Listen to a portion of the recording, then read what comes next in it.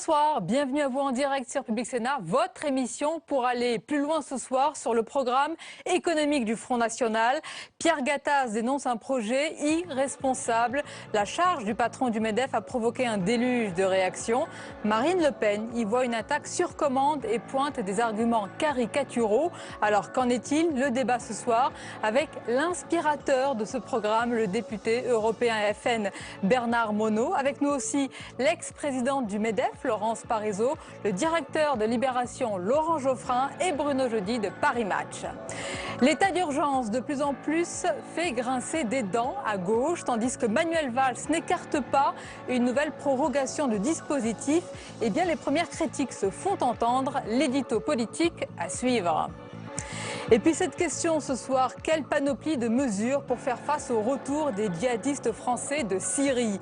Les propositions fusent dans l'opposition, la prison, la déchéance de nationalité, des centres de déradicalisation. Alors qu'est-ce qui est vraiment faisable? Débat tout à l'heure. Voilà donc pour le programme. Merci de votre fidélité. N'hésitez pas à réagir à nos débats via le hashtag OVPL. Et tout de suite, les repères de l'actualité, c'est avec Paul Bouffard. Bonsoir à tous, ravi de vous retrouver 2 semaines après les attentats de Paris. Réunion hebdomadaire sur l'état d'urgence qui est de plus en plus critiqué. Manuel Valls a reçu ce soir les parlementaires pour faire un point sur la situation. Les détails avec Jennifer Semet. Le gouvernement s'y était engagé, les parlementaires ont été reçus tout à l'heure pour faire le point. Perquisition, arrestation, modification de la Constitution et surtout état d'urgence, Manuel Valls envisageait ce matin une prolongation au-delà du 26 février. Du côté du groupe socialiste, les sénateurs approuvent. Dans les jours qui viennent, et j'ai affirmé au nom de mon groupe que si, pour les besoins de l'enquête et pour les besoins de la lutte contre le terrorisme, il fallait que l'état d'urgence soit éventuellement prolongé en février, sous réserve de ces précisions, le groupe socialiste et républicain du Sénat soutiendrait le gouvernement dans la prolongation de l'état d'urgence. Pour les Républicains, cet état d'urgence décrété le 13 novembre était nécessaire mais ne doit pas déroger au principe d'un état de droit. La lutte contre le terrorisme, c'est la priorité absolue. Mais elle n'autorise pas toutes les méthodes. Et il faut donc que, même dans le cadre de l'état d'urgence, le droit soit respecté sous le contrôle du juge, que ce soit le Conseil d'État ou le juge judiciaire. Le Sénat sera en première ligne. Une mission de suivi de l'état d'urgence pilotée par l'ancien garde des Sceaux Michel Mercier va débuter ses travaux le 9 décembre. Elle auditionnera notamment ce jour-là le procureur de Paris, François Molins. Et on va plus loin à propos de cet état d'urgence et de ces voix qui commencent à s'élever sur ces dérives. C'est notre édito dans quelques instants. Deuxième jour de la COP21, les chefs d'État sont repartis. Les délégués et ministres vont maintenant entrer dans le vif du sujet des négociations en vue d'un accord contraignant afin de contenir le réchauffement climatique à 2 degrés. Cécile Sixou. Je déclare ouverte la 3e séance de la conférence des partis. Laurent Fabius dans son costume de président. Après les chefs d'État hier, cette fois, place aux négociateurs. Australie, Union européenne, Chine, 195 pays réunis dans cette grande salle au Bourget pour trouver un accord sur le climat. Un objectif pas évident, il faut rédiger avant la fin de la semaine un texte qui convienne à tout le monde et qui permette de limiter à 2 degrés le réchauffement de la planète d'ici 2100. En marge des négociations, un mini-sommet africain réunissant 14 dirigeants du continent autour de Ban Ki-moon et François Hollande. La France pourra investir, et l'Agence française de développement ici représentée en sera le levier. 2 milliards d'euros en faveur des énergies renouvelables sur le continent, soit l'équivalent de 20% de ce que vous préparez. Paris consacrera également 6 milliards d'euros entre 2016 et 2020 à l'électrification du continent, des investissements bien accueillis par les chefs d'État africains. On est autour de 20 et quelques milliards d'ici 2020. Donc c'est déjà un début qui n'est pas mal et je pense que c'est encourageant. D'ici 2020, la France compte augmenter son aide à la lutte contre le changement climatique de 2 milliards d'euros par an. Après la France, Xi Jinping est arrivé en Afrique. Le président chinois est au Zimbabwe aujourd'hui. Il sera mercredi en Afrique du Sud pour le sommet sur la coopération sino-africaine. Notez que les investissements chinois sur le continent ont chuté de 40% au premier semestre 2015. Au Sénat, les parlementaires ont rejeté le volet écologie dans le budget 2016.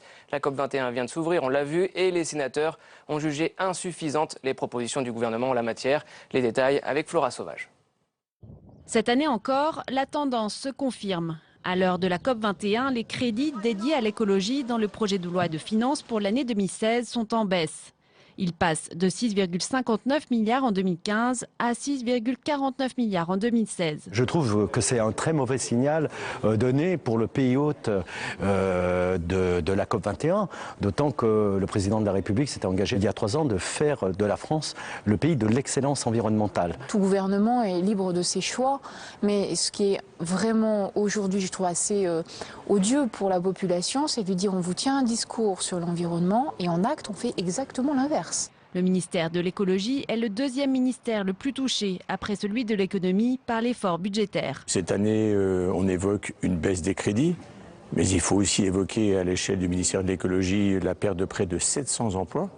À gauche, on fait front derrière le gouvernement. Il y faut des moyens, certes, mais ciblons mieux nos moyens, et c'est ce que propose Ségolène Royal avec ce budget, et je crois que nous obtiendrons des résultats. Loin des beaux discours du Bourget, dans ce projet de loi de finances, l'environnement ne semble pas une priorité pour le gouvernement. Allez, on passe tout de suite au premier débat. Et Sonia, avec vos invités, vous revenez sur la multiplication des charges contre le Front National à 5 jours des régionales.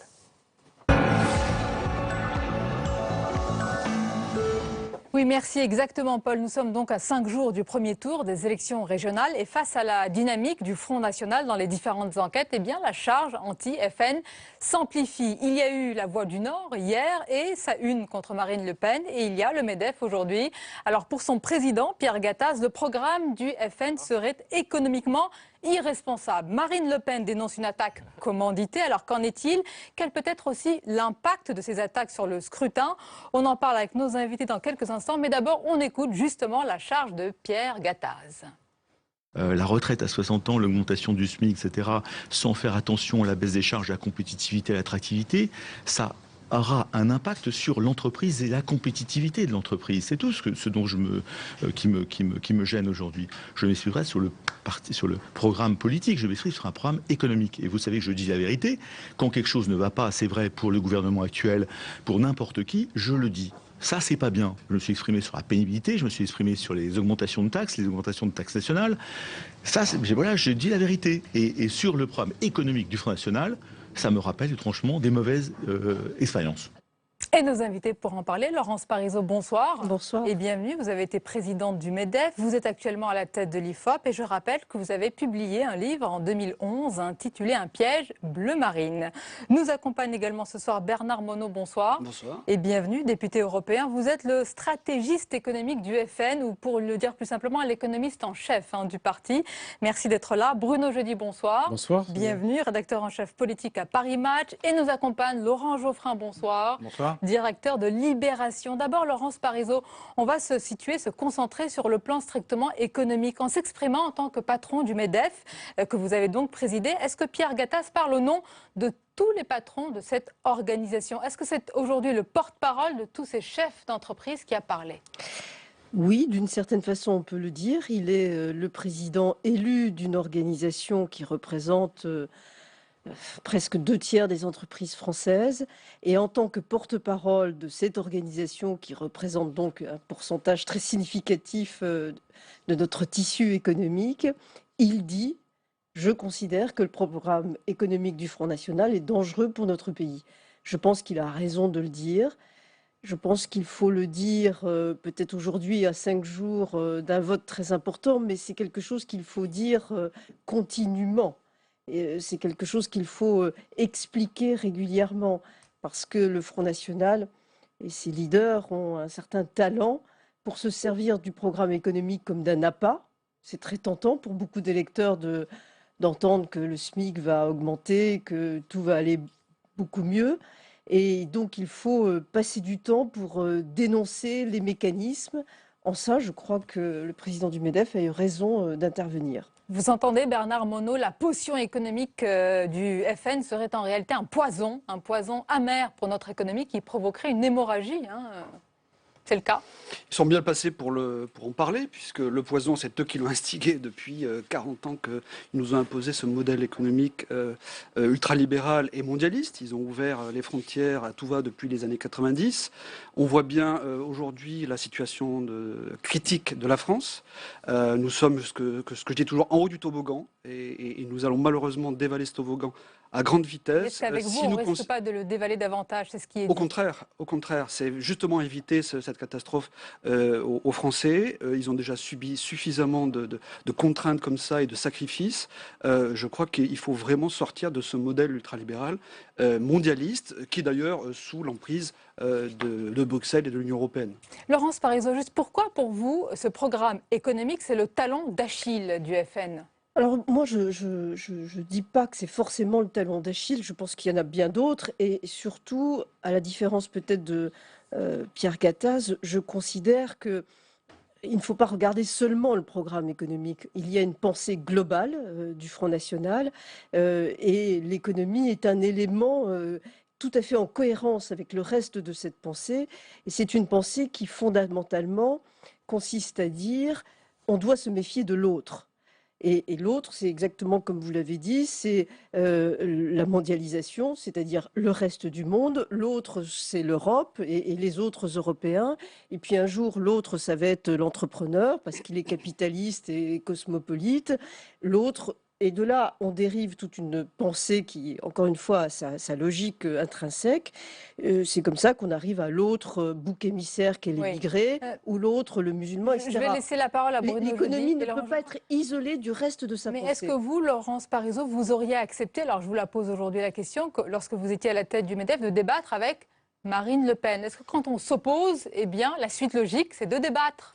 Alors, à l'époque, on me l'avait proposé et c'était très difficile dans la situation politique de l'époque d'accepter parce que ça aurait probablement, et c'est toute l'ambiguïté avec le Front National, donné une publicité de plus à Marine Le Pen. Elle en bénéficie déjà énormément de cette visibilité médiatique. Mais j'aimerais néanmoins aujourd'hui, je suis en cela tout à fait ravie de vous rencontrer, monsieur. Oui, je pense qu'il faut débattre sérieusement de différents points précis du programme et du système que représente le programme. Alors on va rentrer dans les détails avec Bernard Monod, mais d'abord Bruno Jeudi et Laurent Geoffrin. Est-ce que justement, moi je m'arrête sur cette ambiguïté. Dénoncer, oui, il peut le faire, Pierre Gattaz, mais pourquoi ne pas ensuite débattre? Une fois qu'on a mis le pied dans la scène et l'enceinte politique, autant mettre le deuxième. C'est intéressant parce qu'on a entendu Laurence Parisot qui a eu sa vision lorsqu'elle était à la tête du MEDEF et qui est d'accord avec globalement ce que dit aujourd'hui Pierre Gattaz. Mais Pierre Gattaz, il fait quelque chose d'un peu différent, c'est-à-dire que il prend uniquement l'option économique du programme du Front National, de ce que représente le Front National. Du coup, on voit bien qu'il dénonce le programme économique et ensuite il retourne sur son piédestal du MEDEF et il refuse de débattre. C'est une façon de faire. Je sais qu'ils ont beaucoup débattu et ça fait plusieurs semaines qu'en fait ils réfléchissent à la façon dont ils vont intervenir. C'est quelque chose que voulait faire Pierre Gattaz depuis plusieurs semaines. Ils ont décidé de le faire là. Après, on pourra discuter de l'opportunité de le faire 5 jours avant. Est-ce qu'il n'y a pas un risque de victimisation? Ça, c'est un autre aspect.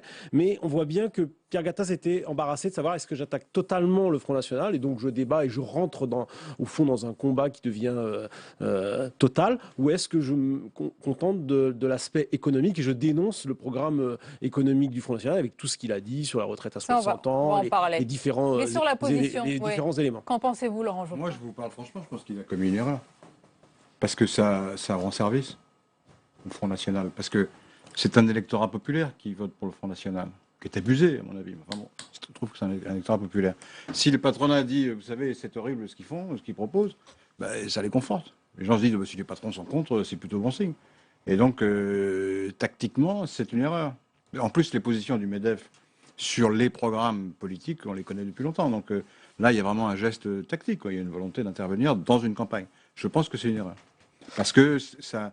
Et puis, il y a une autre erreur, à mon avis, idéologique, alors pour le coup, plus politique au sens la comparaison avec l'extrême droite. Les raisons de combattre le Front National ne sont pas principalement économiques. La raison principale, c'est que le Front National veut, ce que vous dites, monsieur, d'ailleurs, c'est se retirer de la mondialisation, couper, fermer, se retirer de l'Europe. C'est pas de ce que j'ai l'euro. dit, je regarde.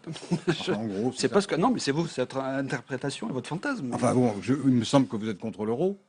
On est contre l'euro, effectivement. Et que vous êtes hostile à son échec, oui. et que vous êtes hostile à la construction européenne, manifestement. En tout cas, vous ne cessez Pas celle-ci, sur le modèle de l'Europe des nations. Oui. Vous ne cessez de la critiquer, en tout cas. Nous sommes d'accord. Jamais grâce à vos yeux.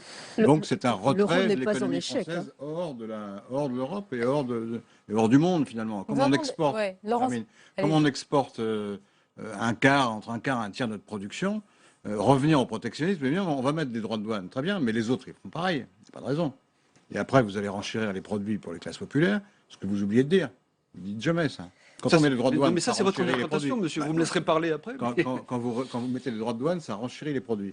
Et donc, vous faites baisser le pouvoir d'achat. On va laisser M. Monod répondre, mais Laurence Parisot, sur ce qu'a dit quand même Laurent Geoffrin, c'est assez incroyable de dire, au contraire, ça va victimiser le Front National qui va s'en servir. Beaucoup le disent déjà. Oui, je ne suis pas sûre une seule interview comme ça, dans un quotidien, même si c'est un quotidien de grande audience, fasse bouger beaucoup de voix. Ça me semble assez marginal et c'est la présidente de l'IFOP qui s'exprime. En revanche, ce qui est intéressant dans l'interview de Pierre Gattaz, je peux le dire simplement, je n'aurais pas fait ce genre de comparaison, c'est qu'il dit le programme du Front National est identique à celui du programme commun de 81 et est comparable au programme des partis politiques d'extrême gauche. Moi, je pense que d'abord, la référence à 81 est très peu compréhensible par la plupart de l'électorat d'aujourd'hui. Et ensuite, cette façon de dire les choses montre que Pierre Gattaz vise un électorat en particulier, c'est-à-dire celui des chefs d'entreprise qui hésitent entre le Front National et les listes, les Républicains. Vous êtes d'accord sur le fond avec lui, mais pas sur l'essentiel quand même. Hein. Je ne suis pas. Non, mais je suis tout à fait d'accord sur le danger que constitue le programme économique. Mais il est connu que j'ai des nuances d'approche avec Pierre Gattaz. Et moi, je dis qu'il faut avoir une vision plus globale.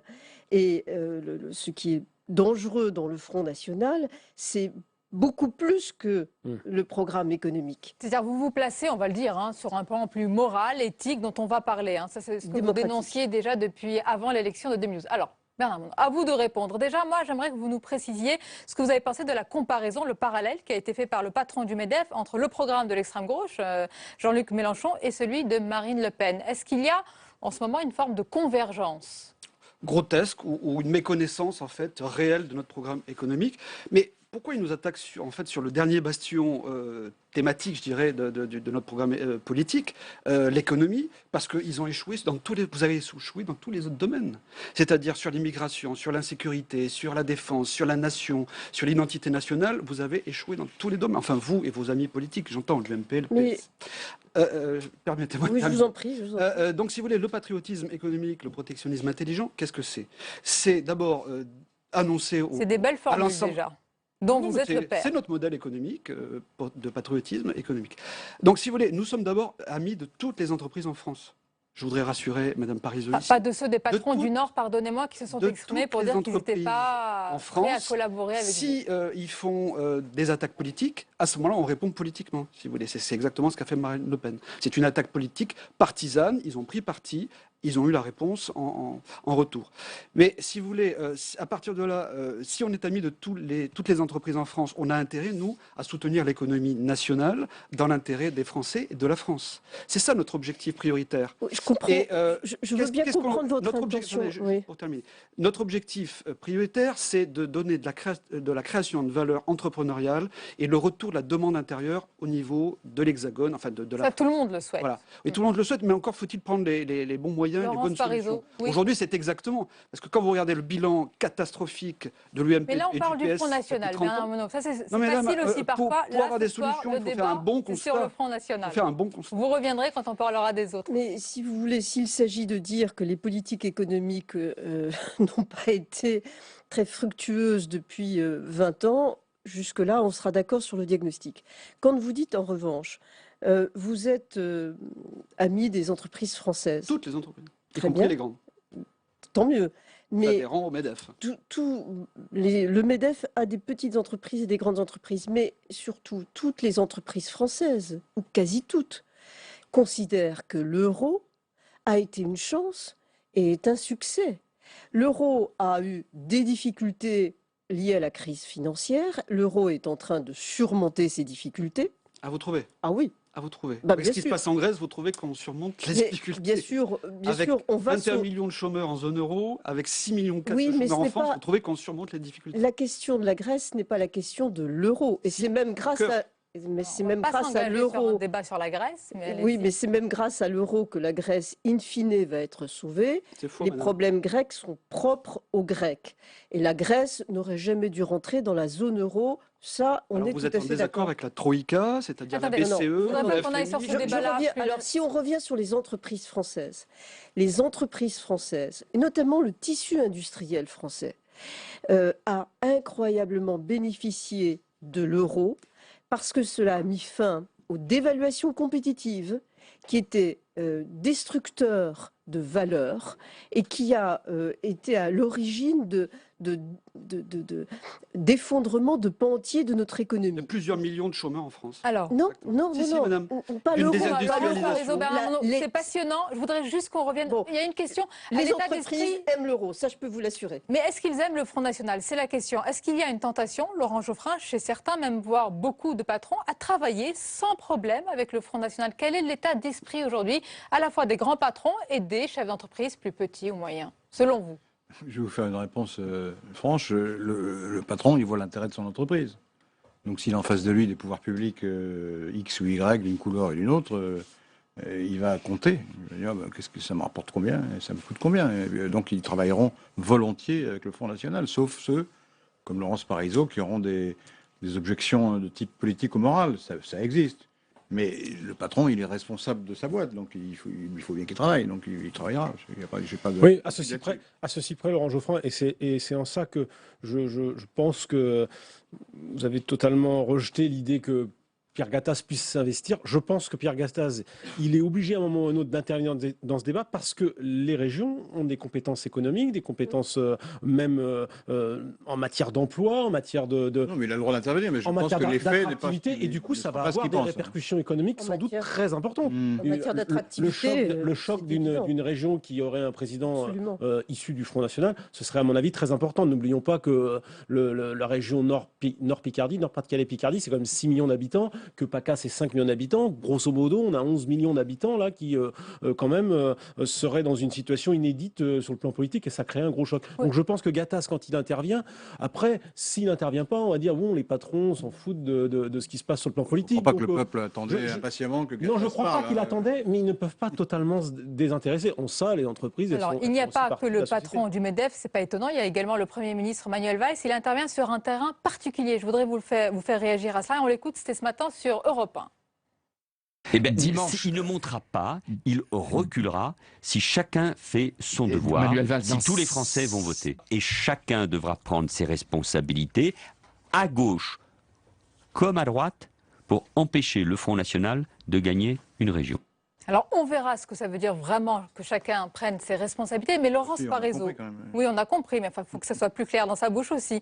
Laurence Parisot, vous dites que le danger FN n'est pas seulement économique. Il est aussi éthique, moral et politique au sens large.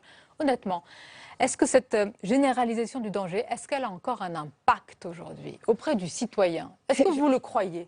Oui, je crois que ce n'est pas toujours Qu'est-ce qui vous fait facile. dire ça? Les sondages que vous connaissez qui montrent la dynamique du FN? Non, c'est ce que je crois surtout, c'est à la vertu du débat. Et je pense qu'il y a des choses qu'il faut dire. Ce que je critique très clairement dans l'attitude du Front National, c'est d'abord de jeter de l'huile sur le feu, constamment. Et sa recherche permanente d'un bouc émissaire fait que tout le monde ne peut que se mettre en hostilité avec tout le monde. Le Front National nous fait perdre la mesure des choses et leur approche est toujours complètement caricaturale. Quand vous dites, par exemple... Qu'est-ce qu'il faut entendre?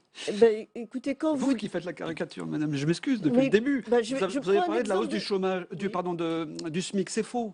Il n'y a pas de hausse du SMIC dans le programme du Front National. Ah, ben écoutez, il y a une prise en charge. Changer les informations qui sont disponibles. Non, pour le madame, grand public. je vous le dis. Ce qu'il y a exactement, c'est une hausse des bas salaires avec une prise en charge par l'État de 200 € dans la limite 1,4 du SMIC. Mais comme vous dites en Donc, même temps à partir que de là, si vous voulez, l'État- ce sera totalement neutre pour les entrepreneurs Non, mais- et pour la compétitivité des entreprises. Je vous rassure, madame. Mais si vous voulez, je ce crois n'est pas qu'on- du tout une hausse du chômage, c'est une prise en charge par l'État pour rehausser les salaires que vous avez Pas une hausse du écrasés chômage, oui. depuis plus de 30 ans, madame Parisot, Écoutez, on n'a pas écrasé les salaires depuis plus de 30 ans. notamment avec l'euro. Mais bien sûr que non.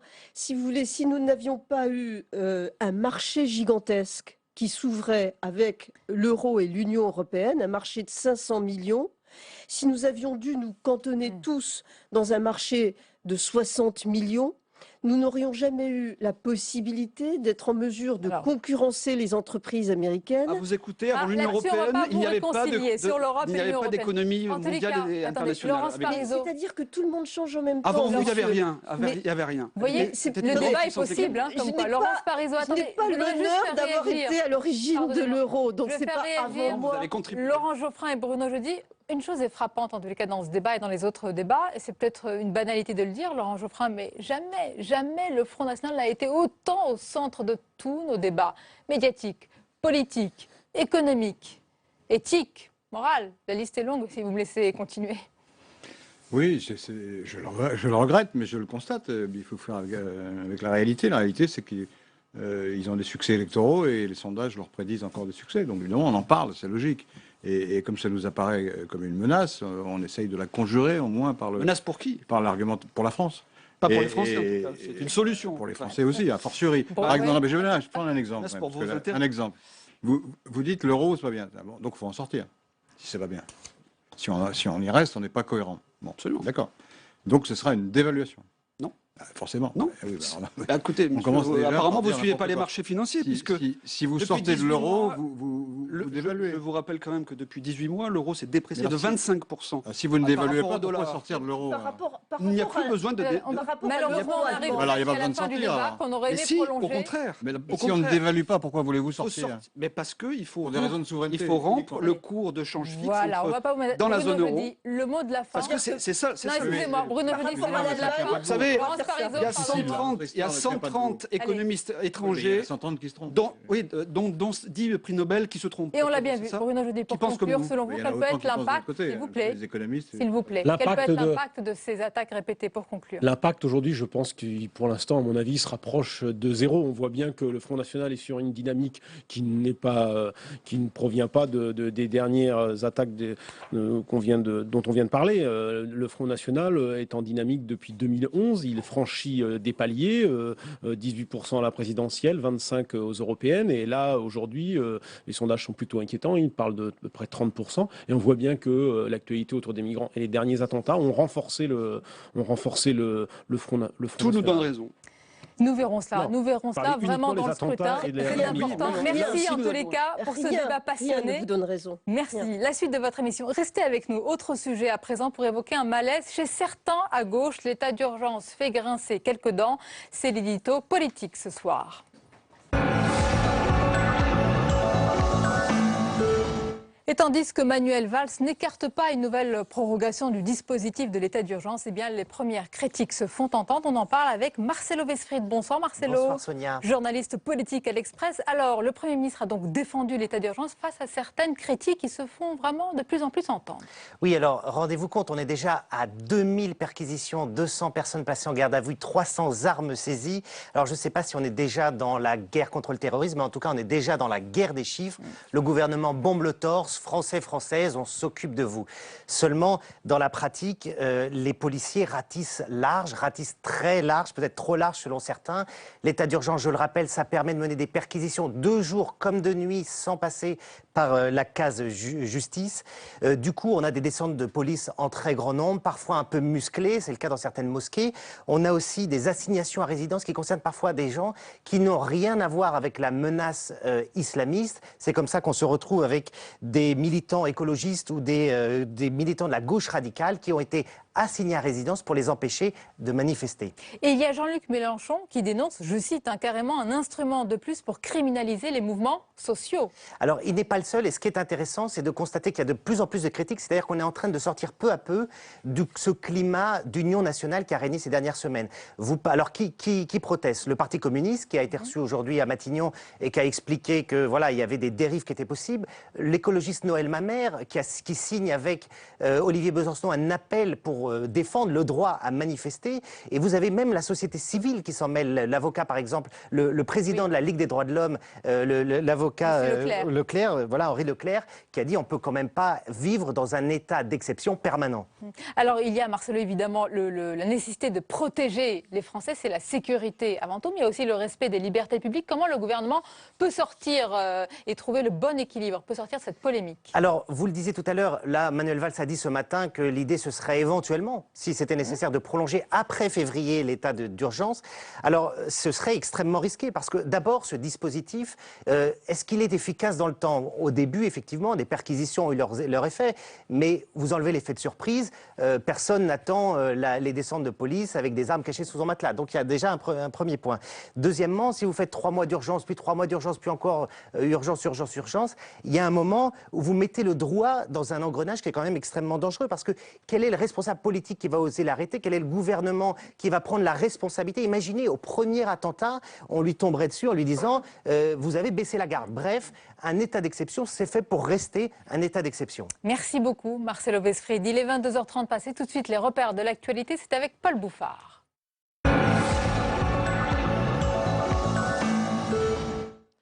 Patrick Bernasconi, nouveau président du CESE, ce chef d'entreprise et ancien vice-président du MEDEF, a été élu au premier tour à la présidence du Conseil économique, social et environnemental, la 3e Assemblée de la République, chargée de conseiller le gouvernement par des avis. Il succède ainsi à Jean-Paul Delevoye. Réunion hebdomadaire ce soir à Matignon. 2 semaines après les attentats de Paris, Manuel Valls a reçu les parlementaires pour faire un point sur la situation. Où en sommes-nous dans cet état d'urgence de plus en plus critiqué? Les détails avec Jennifer Semet. Le gouvernement s'y était engagé, les parlementaires ont été reçus tout à l'heure pour faire le point. Perquisition, arrestation, modification de la Constitution et surtout état d'urgence, Manuel Valls envisageait ce matin une prolongation au-delà du 26 février. Du côté du groupe socialiste, les sénateurs approuvent. Dans les jours qui viennent, et j'ai affirmé au nom de mon groupe que si, pour les besoins de l'enquête et pour les besoins de la lutte contre le terrorisme, il fallait que l'état d'urgence soit éventuellement prolongé en février. Sous réserve de ces précisions, le groupe socialiste et républicain du Sénat soutiendrait le gouvernement dans la prolongation de l'état d'urgence. Pour les Républicains, cet état d'urgence décrété le 13 novembre était nécessaire mais ne doit pas déroger au principe d'un état de droit. La lutte contre le terrorisme, c'est la priorité absolue. Mais elle n'autorise pas toutes les méthodes. Et il faut donc que, même dans le cadre de l'état d'urgence, le droit soit respecté sous le contrôle du juge, que ce soit le Conseil d'État ou le juge judiciaire. Le Sénat sera en première ligne. Une mission de suivi de l'état d'urgence pilotée par l'ancien garde des Sceaux Michel Mercier va débuter ses travaux le 9 décembre. Elle auditionnera notamment ce jour-là le procureur de Paris, François Molins. C'est une information du journal Les Échos. L'augmentation des tarifs des péages autoroutiers, un peu plus d'1% dès février 2016. Une information qui a mis la ministre de l'écologie dans l'embarras. Ségolène Royal a démenti. Écoutez. Je ne sais pas si cette information est exacte. Et en tout cas, c'est exclu puisque l'engagement qui avait été pris, c'est de ne pas dépasser l'inflation et même d'être en dessous. Et puis 2 mois après le scandale des moteurs truqués chez Volkswagen, le président du groupe en France a présenté ses excuses. 950 000 véhicules sont concernés dans l'Hexagone. Aucun propriétaire ne sera pour l'heure indemnisé. Autre information ce soir, le procès de la catastrophe Xintia touche à sa fin. 4 ans de prison, dont 2 ans ferme et une interdiction définitive d'exercer une fonction publique. Le réquisitoire à l'encontre de René Maratier, l'ancien maire de la Faute-sur-Mer, a été rendu aujourd'hui. Je vous le rappelle, 29 personnes ont péri sur cette commune en 2010 lors du passage de la tempête Xintia. On passe au second débat de ce soir. Sonia, avec vos invités, vous vous intéressez au retour de ces Français partis faire le djihad en Syrie.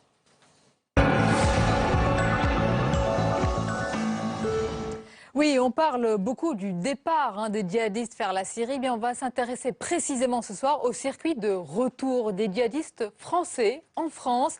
Qui sont ceux et celles qui reviennent en ce moment?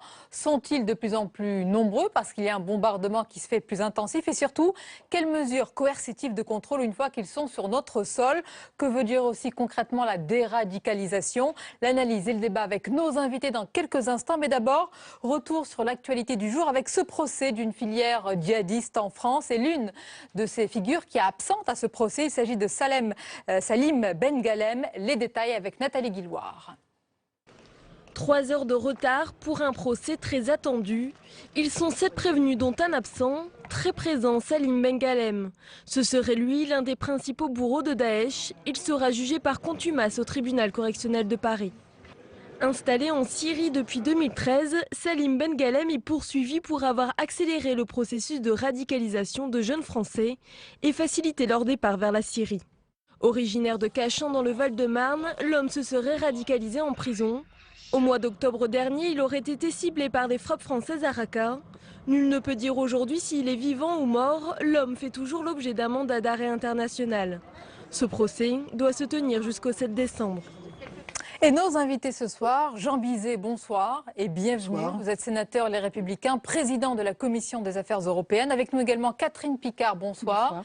Bienvenue, vous êtes la présidente de l'Union nationale des associations de défense des familles et de l'individu victimes de sectes. Et vous rapprochez, c'est ça ce qui est intéressant, les techniques de manipulation mentale utilisées par les organisations djihadistes à celles connues dans les autres champs des dérives sectaires. On va avoir l'occasion d'en parler. Avec nous également Michel-Antoine Thiers, bonsoir. Bienvenue, vous êtes secrétaire national du syndicat des officiers de police. Merci d'être avec nous. Alors, l'actualité, on vient de le voir, c'est ce procès au tribunal correctionnel de Paris d'un absent très présent, Salim Ben Ghalem. Et à travers lui, Michel-Antoine Thiers, c'est celui d'une filière d'acheminement de djihadistes implantée dans le Val-de-Marne, dont il apparaît comme l'élément central. C'est un agent recruteur de djihadistes, et on a appris dans le sujet qu'il a été radicalisé en prison. C'était à Fresnes en 2002. À ce moment-là, à cette période-là, la prison était encore un lieu principal pour la radicalisation, beaucoup plus qu'Internet aujourd'hui.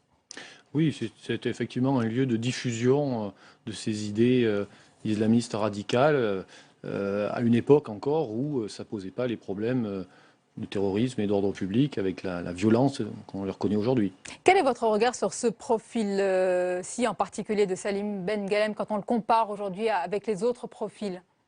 Il n'y a pas de profil type. C'est ça la difficulté dans cette affaire, c'est qu'on peut avoir des personnes qui sont attirées par une radicalisation pour des raisons de frustration personnelle, de fragilité psychologique ou autre, et d'autres qui basculent d'une carrière délinquante vers une carrière terroriste. C'est son cas à lui. C'est son cas à lui. Alors Jean Bizet, est-ce qu'il faut s'attendre selon vous, et là c'est beaucoup plus général et global, à un retour plus conséquent des djihadistes en ce moment? Et je vous pose la question à cause de ce qui se passe sur le terrain, c'est-à-dire des bombardements, et encore vu aujourd'hui, beaucoup plus soutenus, intensifs. Est-ce qu'on va voir un déplacement de ces djihadistes vers d'autres foyers? Alors peut-être comme la Libye, et puis sûrement d'ailleurs comme la Libye, et d'autres qui vont effectuer le retour en France. Est-ce qu'il y a ce risque, cette menace en ce moment? Je pense qu'il y a cette menace d'un afflux supplémentaire et d'un retour sur la France, parce que ces individus qui peuvent être, entre guillemets, séduits par ces dérives, lorsqu'ils sont confrontés à la dure réalité, prennent conscience qu'il vaut peut-être mieux qu'ils rentrent en France. Au niveau de la Libye, c'est plutôt le marché, je dirais, très profitable des réfugiés qui alimentent un petit peu l'activité de ce pays. Donc je les vois plutôt revenir en France. Donc il faudra se préparer à les attraper, bien évidemment. Et je vous renvoie à l'excellent rapport de nos collègues André Reichart et puis Jean-Pierre Sueur pour voir comment on pourra ensuite les traiter. Alors, mais on imagine quand même qu'on a... Est-ce qu'on a d'ailleurs, c'est une question, suffisamment pensé et très sérieusement le retour, l'après-Syrie, Catherine Picard, selon vous? Écoutez, pour le compte de l'association que je représente, nous travaillons beaucoup en amont. C'est-à-dire on est beaucoup plus dans l'ordre de la prévention, à faire en sorte que les jeunes ne partent pas en essayant, avec les familles qui nous consultent, de leur expliquer un peu les mécanismes d'emprise et de faire en sorte qu'on ait aussi des actions de prévention auprès des publics potentiellement touchés ou Vous agissez touchables. pour empêcher le départ. Oui, beaucoup plus. À ce jour, nous avons quand même des familles dont les jeunes ont disparu, comme à Toulouse, la famille Bons, qui a été accompagnée par l'association de Toulouse, mais avec une fin que l'on connaît tragique pour cette famille. Il est vrai que le retour et le fait que des jeunes viendraient spontanément se présenter pour dire bonjour, je reviens, Non, on l'imagine accompagnez-moi, difficilement. est assez On l'imagine difficilement très, très imaginable. difficilement. Mais justement, on va parler de cette Le phase problème de du numéro prévention. vert, d'ailleurs. Tout à fait. On va parler aussi encore de l'après, puisqu'il y a beaucoup de propositions à Michel-Antoine Thiers en ce moment, notamment de la part de l'opposition, en particulier de Nicolas Sarkozy. Alors, l'une des mesures qu'il préconise, on va parler tout à l'heure des centres de déradicalisation, mais d'abord, il préconise d'interdire le retour en France des djihadistes binationaux. Est-ce que c'est faisable selon vous? Est-ce que c'est l'une des mesures qui peut être mise sur la table? Et la faisabilité, elle est à considérer à deux niveaux. La faisabilité juridique, effectivement, on parle on parle des binationaux, c'est parce qu'il s'agit de les déchoir d'une des deux nationalités, car on ne peut pas créer des apatrides.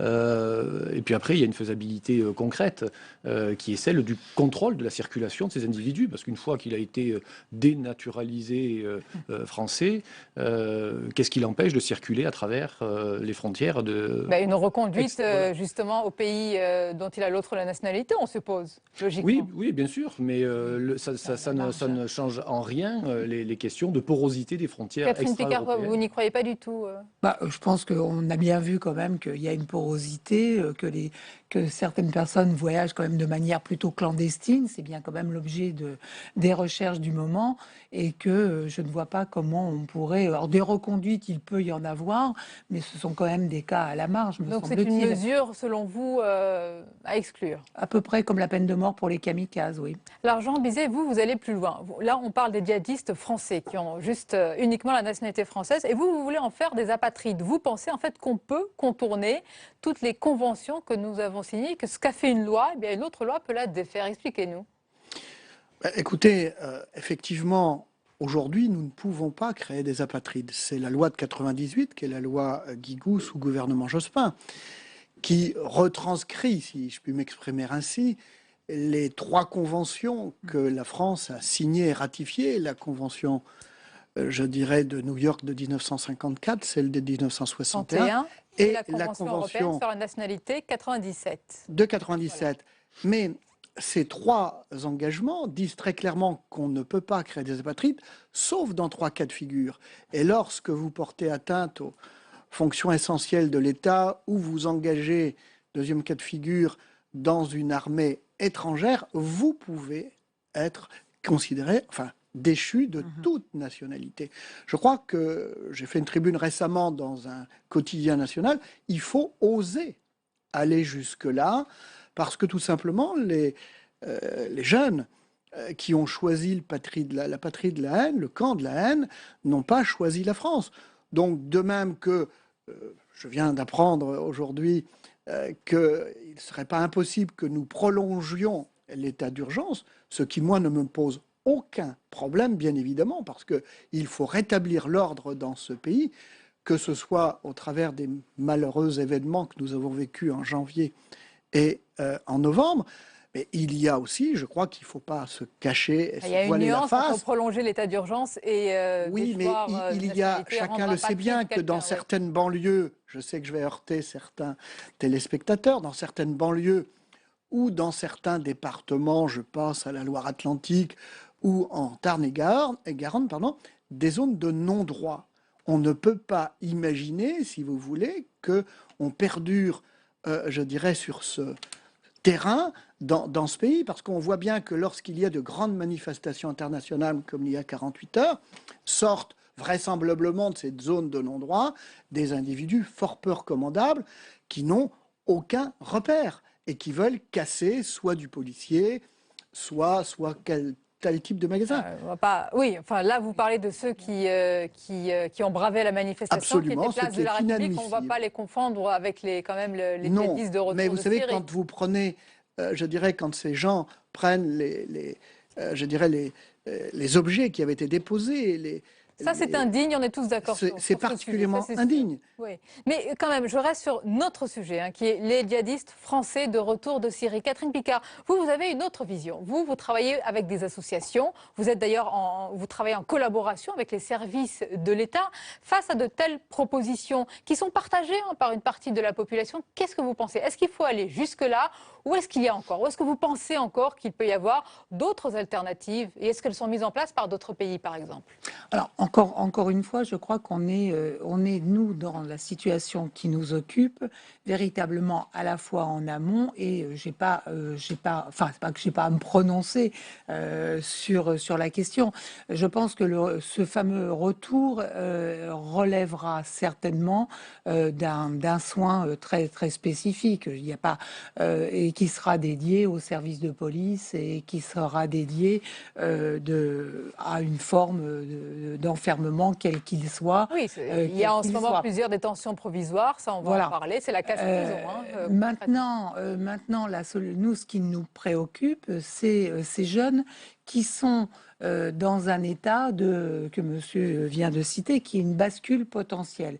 Et ça, c'est tout le travail. Aujourd'hui, on est à l'aube de trouver des outils de prévention, une méthodologie de travail, et nous en débattions tout à l'heure.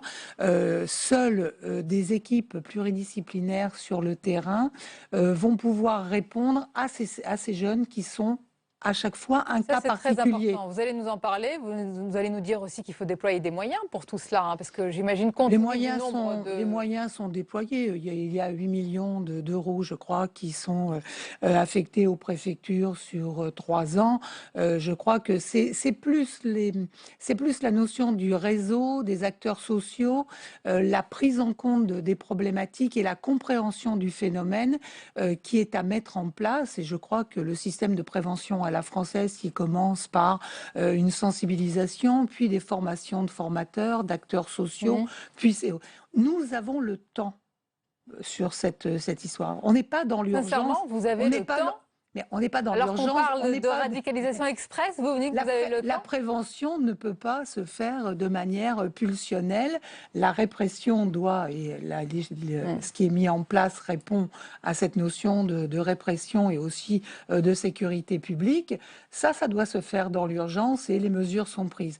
Sur la prévention, il faut découvrir des outils. Alors, je veux quand je dis qu'on de a le ces temps, outils. bon, ça y est, on a mis des équipes sur le terrain. On va rentrer en détail sur ces outils pour qu'on comprenne bien ce que c'est vraiment la déradicalisation, parce qu'aujourd'hui c'est un concept qui est un peu obscur. Mais d'abord, Michel-Antoine Thiers, l'autre piste là, pour les djihadistes français qui rentrent, clairement, c'est la casse-prison. Il y a de nombreuses détentions provisoires en ce moment.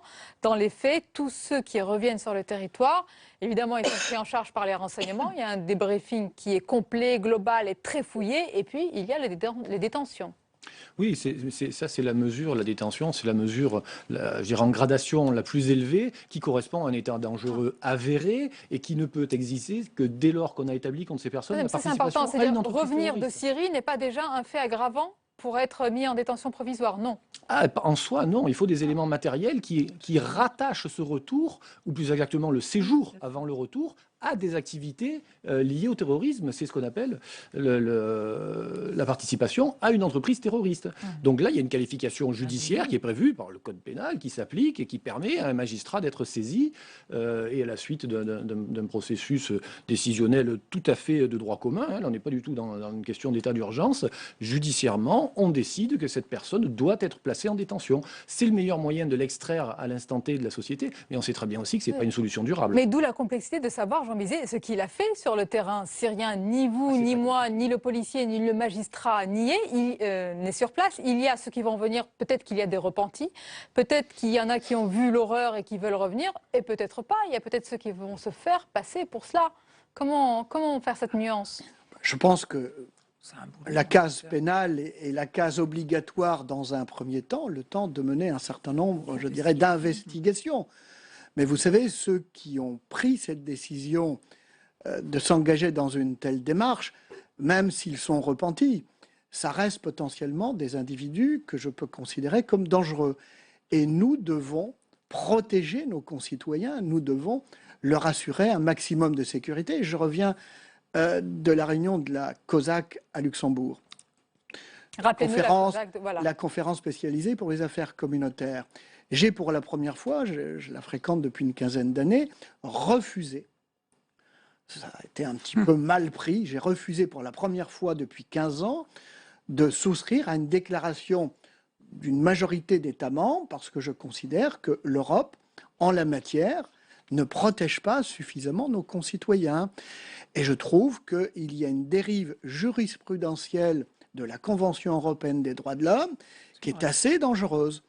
Voilà, je sais que je peux heurter un certain nombre de gens. Il faut qu'on ait un discours de vérité des deux côtés. Mais effectivement, il faut faire très attention.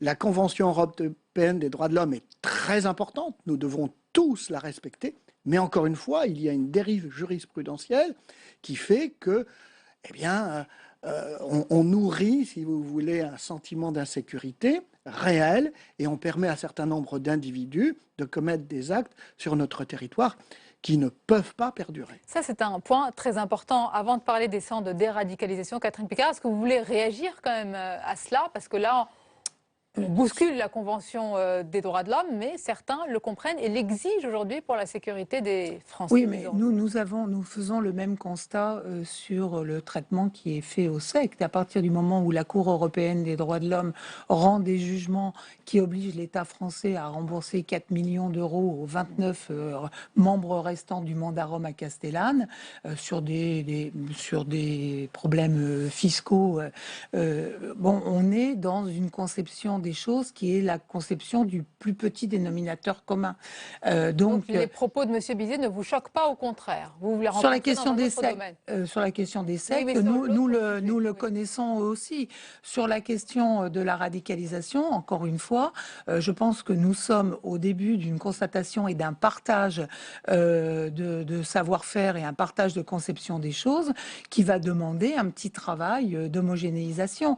Et ce que je peux déplorer aujourd'hui, même en matière de prévention, et c'est pour ça que je disais tout à l'heure, ce qui vous surprenait qu'on avait le temps, enfin le temps, c'est pas l'infini non plus, hein, c'est qu'il faut quand même un peu homogénéiser le discours afin de pouvoir être efficace sur l'ensemble du territoire, voire éventuellement sur le territoire européen, dans un deuxième temps, pour amener des éléments de réponse qui répondent à chacune des situations. La situation répressive, la situation de gens qui peuvent être considérés comme dangereux n'est pas la situation de la prévention. C'est non pas deux mondes différents, mais c'est deux manières de faire différentes et de concevoir les choses. Vous placez une frontière vraiment assez nette. Vous dites entre ceux qui ont le projet de partir et ceux qui vont venir. Mais ceux qui ont le projet de partir, ils ont la motivation en eux pour y aller aussi. Oui, vous voyez des profils qui sont vraiment encore très hésitants? Alors, je vais aussi vous répondre. Je crois qu'il ne faut pas non plus se raconter d'histoire. Ceux qui ont vraiment le profil de partir, on ne les voit pas. Ils ne vont pas fréquenter les associations, encore une fois. Ils sont partis. Oui, dans leur tête, ils sont déjà partis, c'est le propre de l'emprise. Mais les gens que nous voyons, ce sont les familles qui ont des inquiétudes, qui observent tous des critères de rupture progressive qui se mettent en place et qui se disent mais devant quoi je suis? Je rappellerai quand même les chiffres qu'une majorité de ces jeunes n'ont jamais eu de rapport à une culture religieuse quelconque, qui d'ailleurs n'est qu'un alibi fantasmé afin d'un produit d'appel en quelque sorte, si on peut parler comme ça. Ça c'est la majorité, et que ces jeunes-là, c'est ces gens-là que nous voyons, ceux qui ont une inquiétude pour une jeune fille qui commence à ne plus vouloir saluer son père, à ne plus vouloir se laisser embrasser par son frère, à changer de mode alimentaire, à changer de mode vestimentaire. Celui qui est déjà radicalisé, hein, il n'est pas dans vos écrans radars, évidemment. Il devrait d'ailleurs être dans celui de la police et du renseignement. Et majoritairement, ses parents ne se précipitent pas non plus pour aller le raconter. Michel-Antoine Thiers, il y a une formidable volonté des associations, on ne va pas la remettre en cause, mais on voit bien qu'ils vont agir aussi à la marge. Ils ne vont pas agir dans le cœur, le noyau dur. Là, oui, tout à fait. Mais là, l'action des services de l'État est primordiale. C'est avant toute chose celle des services de renseignement, bien entendu. Parce que vous posiez la question tout à l'heure, mais comment on fait pour détecter ceux qui sont dangereux? Et voilà, il y a plusieurs méthodes. Les images, les témoignages qui peuvent être recueillis lors de précédents retours, donc d'informations qu'on collecte à cette occasion-là, plus du renseignement qui peut venir des lieux mêmes. Mais effectivement, le travail des associations va se jouer essentiellement en amont de tout ça et il ne pourra pas intervenir de façon véritablement utile au retour. Par contre, il faut impérativement une prise en charge pluridisciplinaire. Là, par contre, je rejoins effectivement ce discours. Le simple travail de renseignement à lui seul ne suffit pas. Le simple travail judiciaire à lui seul ne suffit pas non plus. Il faut le simple travail psychologique également, parce qu'une fois qu'ils sont là, quand on les met en prison, c'est bien, mais enfin, quand on ne les met pas en prison, ils sont en milieu ouvert, on peut les croiser dans la rue tous les jours, sauf s'il y a des mesures de coercition, comme des assignations à résidence, mais ce n'est pas toujours le cas. Et donc, ces gens-là, il faut bien en faire quelque chose. Et si tous les intervenants nécessaires, médical, policiers, judiciaires, etc., ne se parlent pas, ne se coordonnent pas, on peut facilement passer à travers un état dangereux. C'est déjà le cas quand même. Il y a eu 2 électrochocs tellement énormes. Oui, mais la structure, je dirais, des professions en France est faite de telle sorte que ces gens-là ne communiquent pas. On l'a bien vu avec le débat sur la récidive. On voyait bien que les policiers ne parlaient pas aux magistrats, que les magistrats ne parlaient pas forcément aux autorités médicales, lesquels ne parlaient pas aux associations, ne parlaient pas aux services sociaux, lesquels ne parlaient pas aux préfectures. Monsieur Thiers, on a même vu qu'au sein du renseignement, les structures ne se parlaient pas entre elles, pour faire plus simple, malheureusement. Je vous remercie de le dire, c'est hélas une vérité. Il y a l'autre piste, c'est la déradicalisation. On va écouter ce qu'a proposé Nicolas Sarkozy. C'était lors de son meeting hier à Rouen. Je veux dire aux autorités de notre pays qu'il faut aller plus loin, qu'il faut créer des centres de déradicalisation et y envoyer tous ceux qui sont tombés dans la radicalité, que ça ne nous suffit pas qu'ils aillent en prison en revenant du djihad, si c'est pour sortir pire, qu'on les y a fait rentrer. Je veux dire que mon incompréhension, pourquoi n'a-t-on pas d'ores et déjà mis en œuvre le délit, car de mon point de vue c'est un délit, de consultation d'un site djihadiste. Voilà, ça c'était autre chose, la consultation de sites djihadistes. Mais ce mot déradicalisation, c'est l'un des mots les plus utilisés en ce moment, Jean Bizet. Et qu'est-ce qu'on met derrière? Est-ce que vous le savez? Moi, je ne le sais pas. C'est quoi la déradicalisation? La tentative, si vous voulez, de remettre la personne qui a été radicalisée dans le droit chemin. Donc ça passe d'abord, à mon sens, mais je me retourne vers le commissaire, si je puis vous appeler ainsi. Ça passe d'abord. Ça viendra. Ça passe d'abord par la phase pénale, et ensuite, si vous voulez, la phase de réintroduction dans la vie civile. Mais ça ne peut se faire, et les expériences qui ont été menées dans différents États, notamment en Grande-Bretagne, en Danemark et aux Pays-Bas, on voit très bien, si vous voulez, qu'il faut s'appuyer aussi sur un tissu local associatif, entre guillemets, sous l'autorité également des préfets de département, des procureurs. Alors, ils ont moins de djihadistes que nous. Hein. On est quand même beaucoup plus pourvoyeurs de djihadistes que le Danemark, par exemple. Oui, ils ont moins de oui, problèmes, mais vous savez, encore une fois, je reviens de Luxembourg, où j'ai rencontré mes homologues des 28 États membres.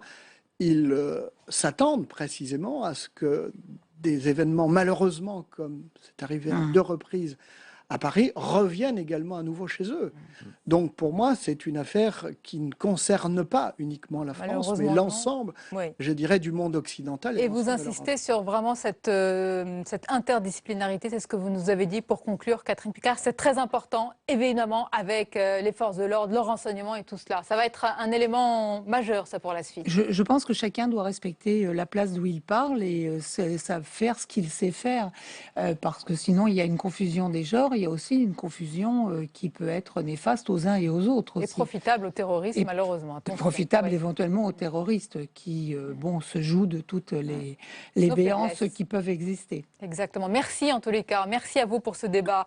La suite ce soir avec à présent, c'est votre rubrique intitulée La folle histoire des lois. Vous le savez, régulièrement, nous revenons sur la naissance et l'évolution d'une loi ou d'un texte juridique. Et ce soir, on va s'arrêter toujours un petit peu, vous allez voir, de manière un peu décalée. Pour cette rubrique, on va s'arrêter sur la notion de coutume, la règle coutumière. Regardez.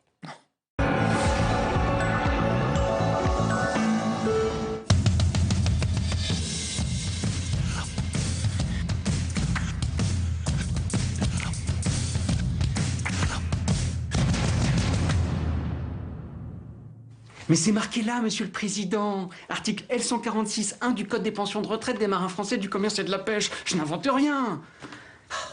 Par chance, aujourd'hui, nous avons des lois écrites. Mais autrefois, c'était les usages, les coutumes non écrites qui tenaient lieu de loi. Chaque province avait ses propres coutumes. Il était parfois périlleux de se déplacer d'un lieu à un autre, puisque quelques kilomètres parcourus et déjà les règles changeaient.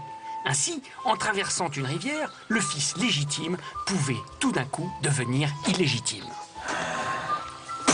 Hors de ma vue, bâtard! Qu'est-ce que tu fais du môme là? Compliqué pour une famille recomposée de partir en vacances. Afin de vérifier l'existence de ces règles coutumières, les juges interrogeaient une turbe, groupe de 10 anciens chargés de rendre un avis unanime sur le contenu de la règle.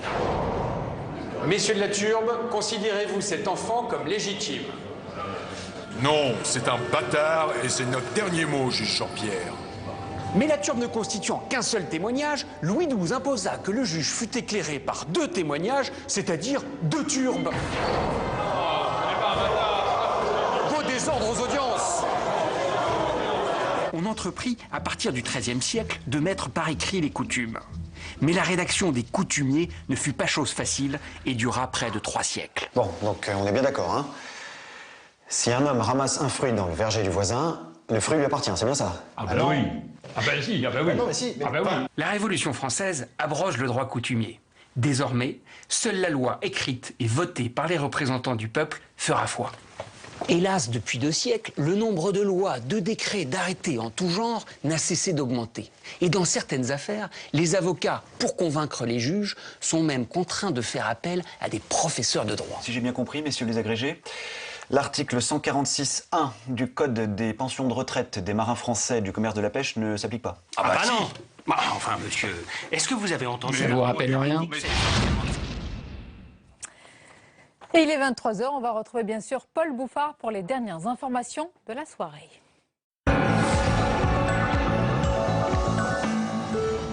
Deuxième jour de la COP21, les chefs d'État sont repartis. Les délégués et ministres vont maintenant entrer dans le vif du sujet. Des négociations en vue d'un accord contraignant pour sauver la planète. Cécile Sixou a suivi cette journée. Je déclare ouverte la 3e séance de la conférence des partis. Laurent Fabius dans son costume de président. Après les chefs d'État hier, cette fois, place aux négociateurs.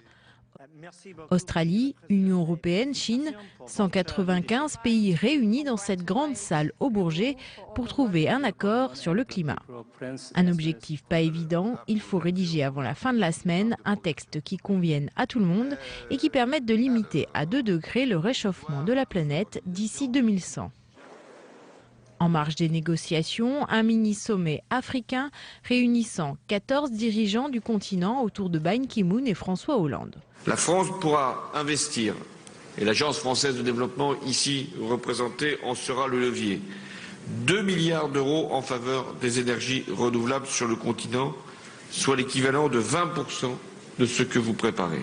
Paris consacrera également 6 milliards d'euros entre 2016 et 2020 à l'électrification du continent, des investissements bien accueillis par les chefs d'État africains. On est autour de 20 et quelques milliards d'ici 2020. Donc c'est déjà un début qui n'est pas mal et je pense que c'est encourageant. D'ici 2020, la France compte augmenter son aide à la lutte contre le changement climatique de 2 milliards d'euros par an. Un homme suit particulièrement cette COP, Nicolas Hulot, envoyé spécial de l'Elysée sur le climat. Il veut que l'humain soit replacé au cœur des débats et de la lutte contre le changement climatique. On l'écoute tout de suite. On traverse une crise culturelle et cette dimension-là, il ne faut pas l'occulter. On aura besoin de technologie, on aura besoin d'économie, on aura besoin de sciences et d'instruments juridiques, mais on aura besoin aussi de construire un nouveau projet pour l'humanité. Et j'espère un projet justement qui sera empreint d'une âme, de sens. Et c'est dans ce type de bouillon de culture qu'on peut faire émerger cette nouvelle vision de l'humanité. Mais en même temps, c'est très important que cette COP ne soit pas coupée. Elle a déjà été pas mal du monde de la créativité, de l'inventivité, de la société civile, parce qu'il faut donner un supplément d'âme à cette COP. Il ne faut pas que ça soit simplement réservé aux initiés, aux spécialistes. En réalité, c'est un problème qui n'est pas si simple, pas si compliqué que ça. Il faudrait simplement que nous redevenions un peu humains voilà, que nous apprenions vraiment à partager, que nous apprenions à protéger, voilà, que nous soyons tous un peu généreux, quoi. Ne pas isoler la COP21 de la société civile, on ne débat pas du climat qu'au Bourget. Des événements off se tiennent dans la capitale. The Place to Be, un lieu d'échange alternatif et citoyen. Reportage de Marie Brémaud et Quentin Calmet.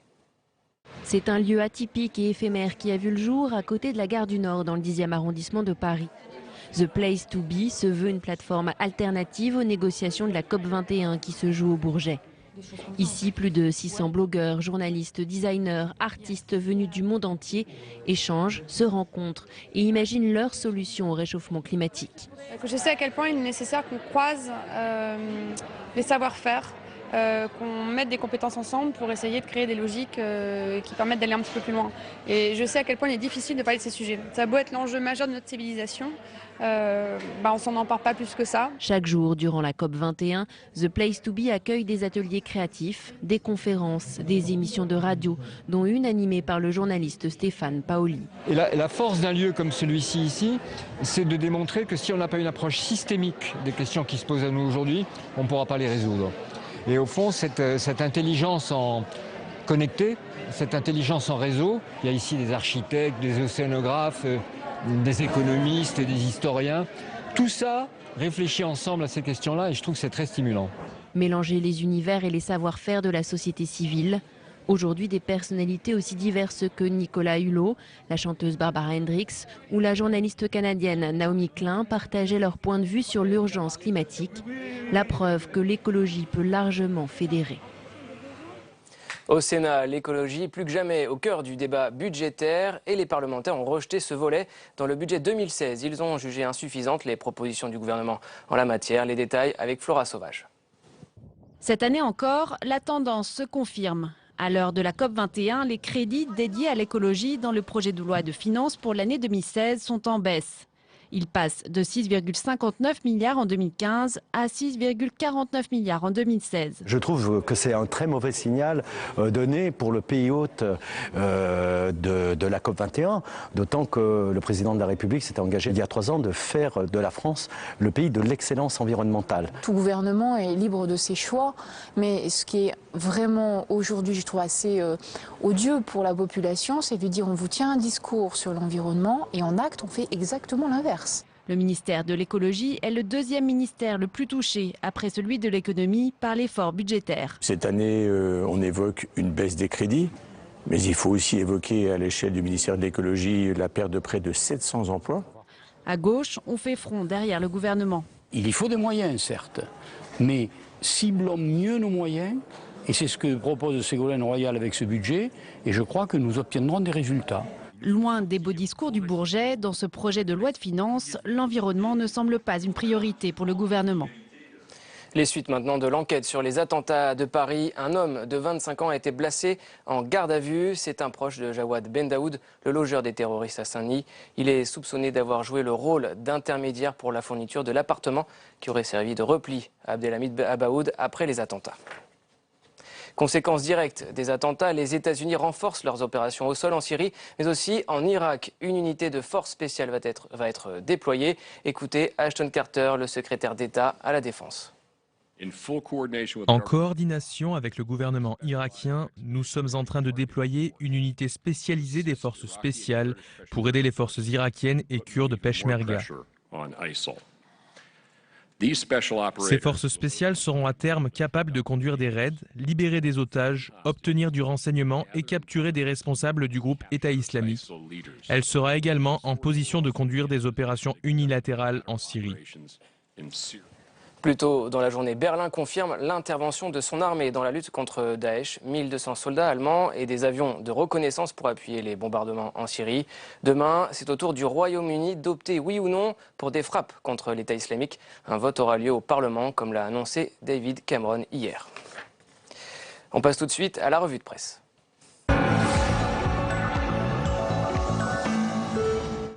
La revue de presse de vos hebdos et on découvre ensemble les unes de vos quotidiens demain. On va commencer, Paul, avec la une de Libération. La silhouette d'un djihadiste sur fond de carte et ce titre, la contagion libyenne. L'État islamique serait en train de s'implanter en Libye, déstabilisé par les luttes tribales depuis la chute de Muammar Kadhafi. Ce pays devient la nouvelle tête de pont de l'organisation terroriste. Et Libération qui souligne la proximité de la Libye avec l'Europe. On va poursuivre, Paul, avec Le Figaro demain. Le quotidien qui met en une les régionales. Premier tour dimanche prochain, Le Figaro qui s'interroge sur le grand dilemme du Parti socialiste face au Front National. Les socialistes devraient à 21h30 dimanche mettre en place une véritable stratégie. 3 options selon le journal. Le maintien des listes au risque de laisser le FN gagner. La fusion des listes avec la droite si la droite le veut bien. Ou enfin le retrait de ses propres listes en cas de 3e position. On va finir, Paul, une fois n'est pas coutume, avec le mensuel Lyon-Capitale. Un appel en couverture, Sonia, à vos lampions citoyens. Le magazine invite les Lyonnais à déposer des bougies le 8 décembre lors de la traditionnelle fête des Lumières. Vous le savez, Sonia, pour des raisons de sécurité et dans l'état d'urgence, Gérard Collomb, le maire de la ville, a annulé l'événement. La fête se transforme ainsi en hommage aux victimes des attentats de Paris. Merci beaucoup, Paul. À demain, avec plaisir. Comme tous les mardis à présent, vous le savez, c'est l'heure des moments choisis de votre émission politique sur Public Sénat, Preuve par 3. L'invité ce soir, c'est le député écologiste de Loire-Atlantique, François de Rugy. À tout à l'heure.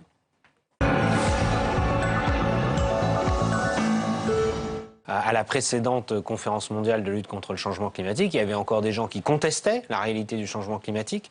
Il y avait des gens qui ne voulaient pas s'engager, dont la Chine, qui était le pied sur le frein, qui disait c'est vous, les grands États industrialisés, qui avaient beaucoup pollué jusqu'à présent, qui devaient prendre des mesures. Et la Chine refusait les mesures contraignantes, le contrôle des émissions de gaz à effet de serre. Aujourd'hui, l'état d'esprit des chefs d'État et de gouvernement, leurs déclarations sont beaucoup plus encourageantes. Maintenant, évidemment, il y a encore du chemin à faire. Jusqu'au 11 décembre. Oui, voilà, jusqu'au même la conclusion, c'est le samedi 12 décembre. Eh bien, il faut encore négocier, parce que c'est une négociation, pour arriver à un objectif meilleur que celui que nous avons aujourd'hui. Est-ce que c'est le pape, François, qui résume le mieux la situation en disant « nous sommes au bord du suicide » ? Oh, je ne crois pas qu'il faille dire ça. Vous savez, bon, moi je comprends ceux qui se disent il faut encore éveiller les consciences en quelque sorte. Mais moi je crois que l'éveil des consciences, il est fait. Les mentalités ont changé. Je le vois en France évidemment, mais je crois qu'en Europe, dans le monde, c'est le cas. On n'est plus dans la phase d'éveil des consciences. On est dans la phase maintenant de décision et d'action. Des résistances et même des oppositions. Il y a des climats sceptiques. On le voit notamment aux États-Unis. Toute l'opposition républicaine, franchement. Oui, aux États-Unis, c'est sans doute le dernier pays où il y a un très fort courant climato-sceptique, comme on dit, qui remet en cause même la réalité du changement climatique. En effet, la droite américaine est sur cette ligne-là, malheureusement, ce qui prouve d'ailleurs qu'il y a une différence entre la gauche et la droite en la matière aux États-Unis. Et le président Obama, lui, a fait le choix de s'engager. Et c'est une bonne chose parce que c'est le premier pollueur du monde. Alors c'est la question, est-ce que la COP21 va sauver la planète ? Vous savez, des écologistes, des naturalistes ont pour habitude de dire que c'est pas tellement la planète qui a besoin d'être sauvée parce qu'elle se sauverait toute seule, la planète. C'est nous, les êtres humains, c'est notre capacité à vivre correctement sur la planète, à ne pas subir les conséquences du changement climatique. Aujourd'hui, on peut les toucher du doigt. Et ça aussi, c'est important dans la prise de conscience qu'il faut agir. C'est que même en France, même dans un pays comme la France, qui n'est pas le plus touché, on voit des phénomènes climatiques exceptionnels. On voit la montée des températures. Est-ce que vous êtes optimiste? Encore il y a quelques heures, Barack Obama a dit « nous allons réussir ». C'est votre conviction? Je crois que c'est possible. Je crois qu'il y a beaucoup de conditions qui n'étaient pas réunies lors des précédentes conférences, qui aujourd'hui sont réunies pour avoir un accord. C'est unanimité d'abord. Et oui, et puis pour avoir un accord qui sera de fait contraignant. On se donne des objectifs chiffrés ça reste dans le temps. À vérifier. Hein. Et on le verra. Mais il y a encore débat. Oui, mais les Américains, là encore, et l'administration Obama n'est pas d'accord sur ce point, vous le savez. Oui, mais c'est une dynamique qui aujourd'hui engage les pays les uns avec les autres. Vous savez, on dit on ne va pas prendre des sanctions contre un pays qui ne respecterait pas ses objectifs. Et pourquoi pas? On voit qu'on prend des sanctions économiques dans d'autres conflits, dans d'autres tensions internationales, et que ça produit ses effets. Un État comme la Chine, par exemple, ne pourrait pas vivre durablement. Son modèle économique est fondé sur les exportations, ne peut pas vivre durablement si jamais il y avait des sanctions économiques ou des campagnes de boycott. Vous l'avez relevé, elle fait assaut de bonne volonté. On va écouter François Hollande maintenant, qui plaçait ainsi hier matin à l'inauguration de la conférence les enjeux. Pour résoudre la crise climatique, je vous le dis franchement, les bons sentiments, les déclarations d'intention ne suffiront pas. Nous sommes au bord d'un point de rupture. Paris doit être le départ d'une profonde mutation.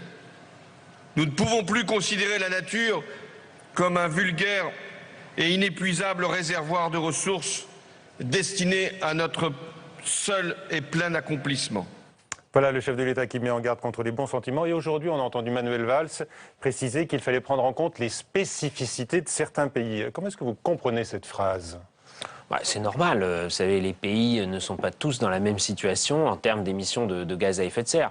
La France n'est pas dans la même situation que l'Allemagne, l'Europe émet moins que les États-Unis, par exemple, ou le Canada, ou l'Australie, qui sont de très gros émetteurs, ou la Chine aujourd'hui. Puis après, si vous ramenez au nombre d'habitants, évidemment, ça change, puisque la Chine est un pays très c'est comme ça que vous comprenez les choses, vous ? Oui, parce que c'est normal, il faut des objectifs qui soient réalistes, il faut des objectifs ambitieux, mais ça ne sert à rien de placer la barre tellement haut que personne ne pourrait l'atteindre. Comment est-ce que vous êtes réaliste alors avec l'Inde, par exemple ? L'Inde qui aujourd'hui, et on a entendu son Premier ministre au Bourget hier, considérait que les énergies fossiles sont indispensables à son pays, qui doit assurer sa croissance et sortir la population de sa pauvreté. À court terme, c'est sans doute vrai. C'est vrai. Pour un pays comme l'Inde. Et de fait, il y a des pays comme les pays européens qui peuvent faire beaucoup plus d'efforts puisqu'ils ont les technologies. Vous savez, par exemple, qu'en Europe, on pourrait fermer des centrales à charbon et les remplacer par des centrales à gaz qui sont beaucoup moins émettrices. À terme, il faudra, nous pensons à un scénario 100% énergie renouvelable. Mais dans la transition, le gaz, par exemple, émet beaucoup moins que le charbon. Aujourd'hui, en Europe, il y a des centrales à gaz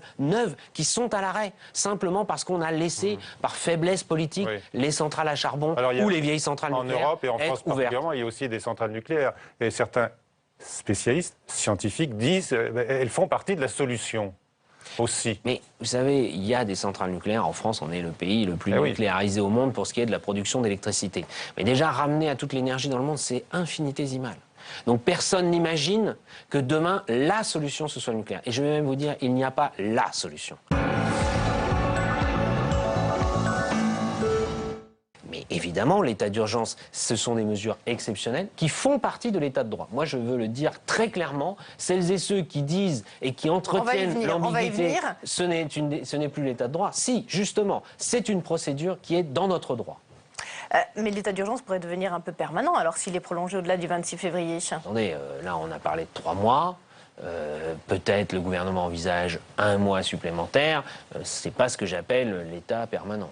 Et le ministre de l'Intérieur a dit qu'il était tout à fait disponible pour qu'il y ait tout à la fois au niveau national, nous proposons qu'il y ait une espèce de commission de l'Assemblée pluraliste et du Sénat, avec tous les groupes parlementaires, majorité, opposition, qui puissent auditionner à tout moment, non seulement le ministre de l'Intérieur, mais les responsables des services de sécurité. Une sorte de commission d'enquête un peu conjointe à l'Assemblée et au Sénat. Uniquement le temps de l'état d'urgence. Voilà, commission spéciale, si on veut.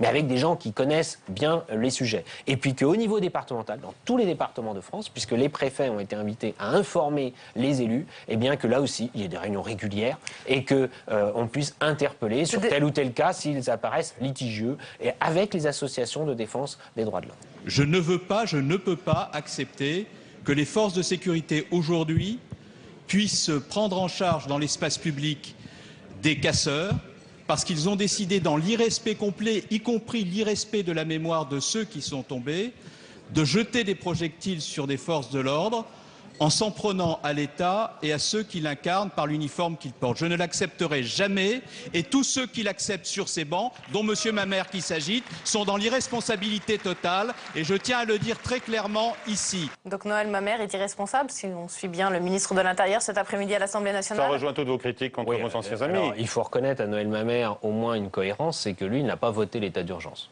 Donc ça, moi je lui reconnais au moins cela. D'autres l'ont voté, mais sans presque le critiquer. Est-ce qu'il est irresponsable ?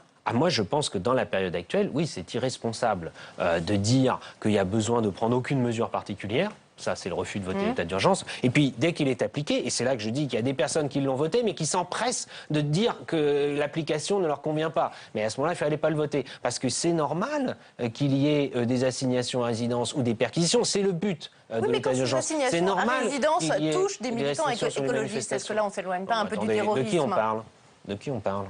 Bernard Cazeneuve, des militants écologistes, des adhérents d'Europe Écologie Les Verts, par exemple, qui seraient assignés à résidence parce qu'ils sont adhérents d'Europe Écologie Les Verts. Non mais ça, faut arrêter. Ça, c'est un gros mensonge.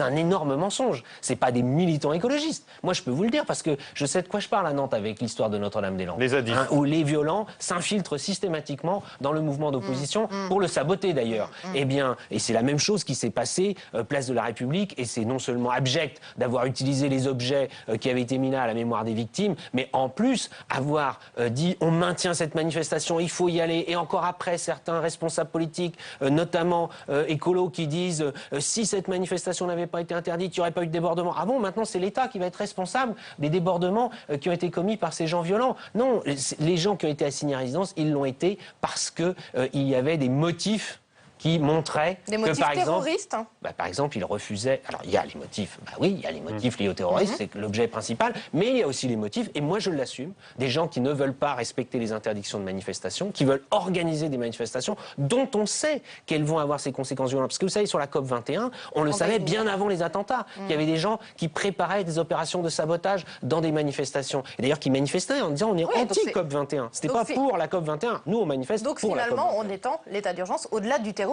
au-delà de ce qui s'est passé le 13 novembre. Emmanuelle Cos, elle s'est insurgée contre la mise en cause, elle, de militants écologistes.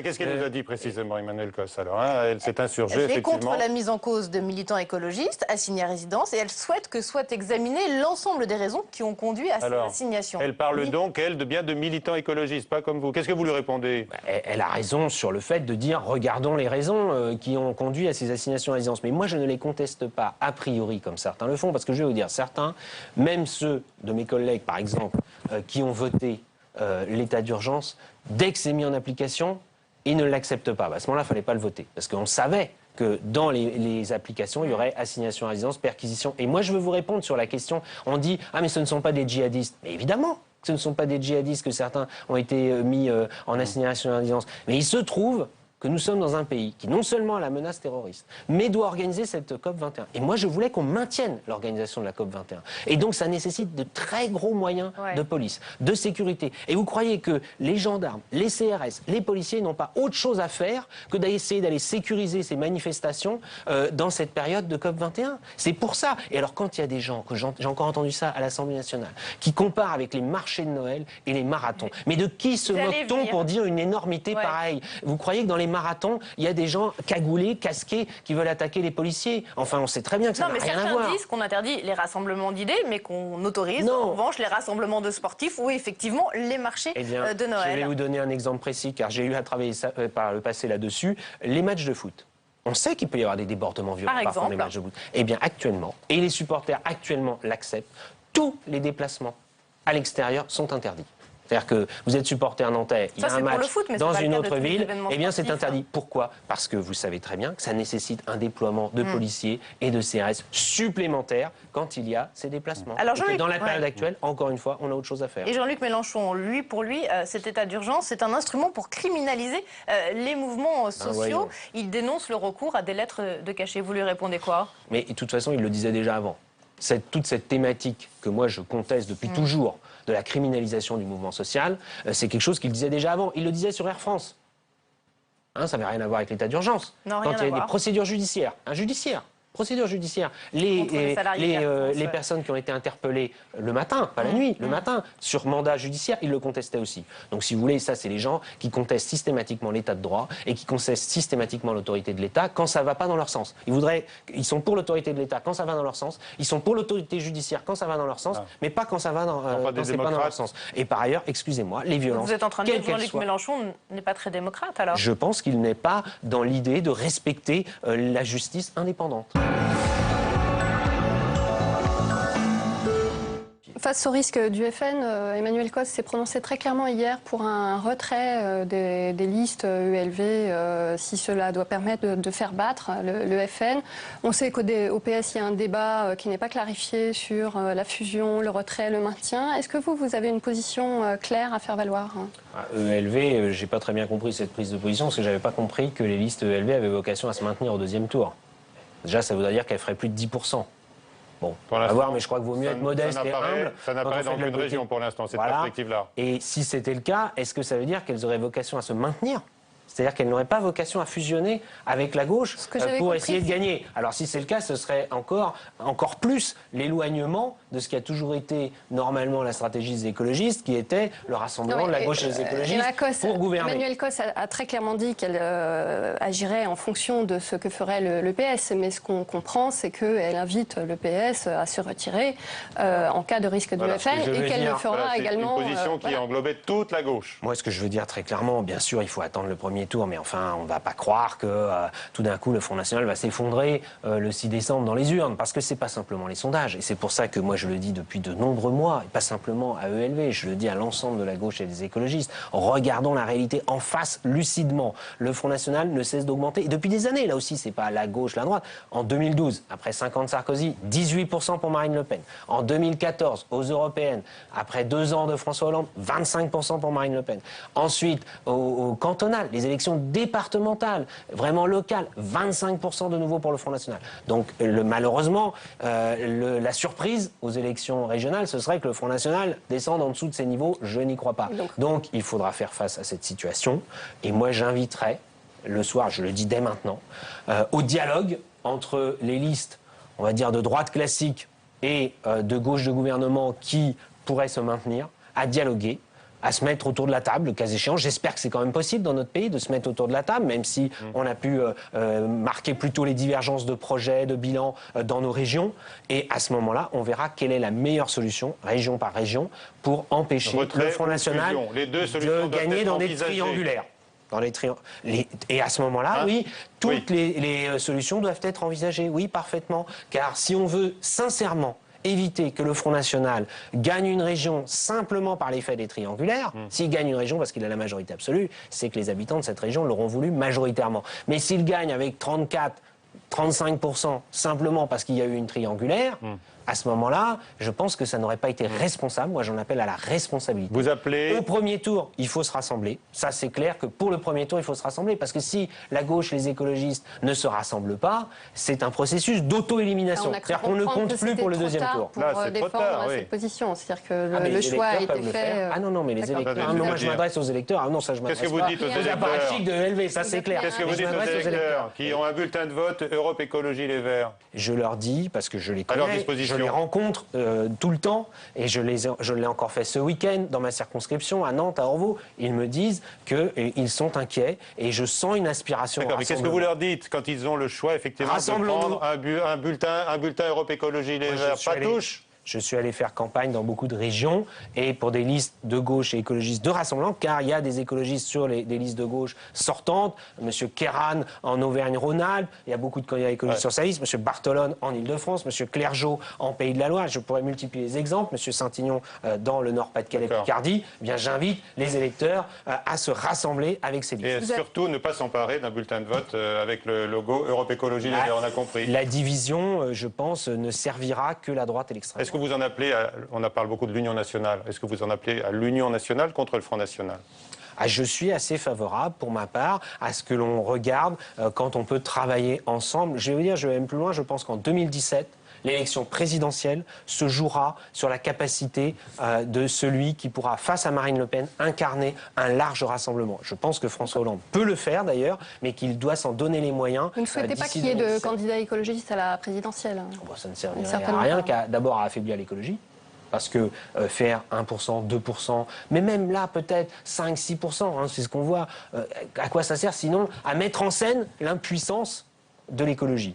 Et ensuite, il y a un esprit de responsabilité. Moi, je me placerai toujours, comme on le disait tout à l'heure sur les attentats avec l'état d'urgence, les questions de sécurité, il faut faire preuve d'esprit de responsabilité. Oui, on aimerait bien organiser des manifestations, mais on voit que dans la période actuelle, c'est pas une bonne chose. Eh bien, on en tire les conséquences concrètes. Les élections, on voit que le Front National peut gagner, on en tire les conséquences concrètes et on fait preuve d'esprit de responsabilité. Même si ça nous oblige à réviser des réflexes qu'on avait jusqu'à présent. Et puis moi, je vais vous dire, je crois qu'on surjoue en France, et on crève de ça, des divergences gauche-droite surjouées qui, du coup, amènent à des surenchères de discours avant les élections. Monsieur Sarkozy est reparti totalement sur cette voie-là avec un certain nombre de discours. Monsieur Mélenchon, on en parlait tout à l'heure, aussi à gauche de la même façon. Et puis à la fin, qui est-ce qui profite de cela? C'est le Front National, parce que, y compris une partie des électeurs qui votent pour le Front National, j'en suis convaincu, le font parce qu'ils ont l'impression que le reste de la classe politique, finalement, est dans les postures.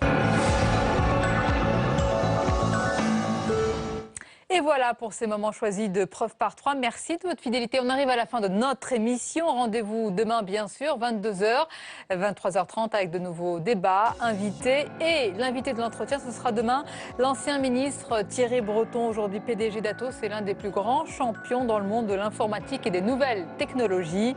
Voilà pour le programme. Belle et douce fin de soirée en notre compagnie. Merci.